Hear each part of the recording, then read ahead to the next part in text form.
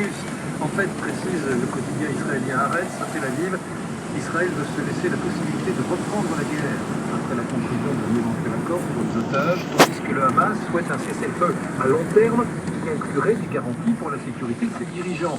On est encore loin d'un accord, souligne également le quotidien israélien, notamment le fait que Netanyahou continue de refuser toute reconnaissance, même implicite, de la vision de deux États augmente les frictions avec Washington. Washington dont la patience est manifestement à bout. Et puis c'est aussi à la une ce matin la déclaration de politique générale hier du nouveau Premier ministre français Gabriel Attal.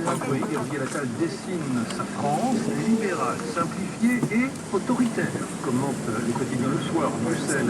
Pour l'OTAN, à Genève, le cœur du discours de Gabriel Attal restera certainement sa double volonté de désunifier la France et de réaffirmer l'autorité. L'audace attendra, déplore de son côté le Figaro à Paris. Enfin, où nous emmène Gabriel Attal, s'interroge la Croix.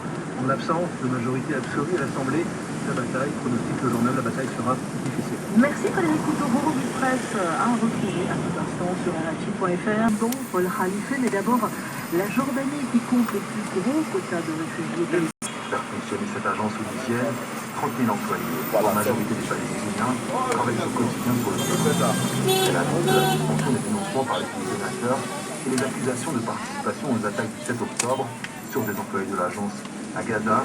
Tous ici craignent de perdre leur emploi et ont décidé de se renouveler. L'un d'eux a accepté de s'exprimer en gardant la nuit. Rien n'est clair et nous ne pouvons rien dire pour l'instant. Ils disent qu'il n'y a pas de soutien des pays donateurs. Nous avons peur de l'avenir. Ce mois-ci, nous recevrons notre salaire, mais nous ne savons pas si nous recevrons un salaire le mois prochain. Déjà soumis depuis une quinzaine d'années à des urgences budgétaires par les principaux pays donateurs, l'agence onusienne se bat depuis toujours pour tenter de maintenir un maximum de neutralité politique dans son fonctionnement. Finir l'ensemble de l'agence pour les écarts de quelques employés est une erreur majeure.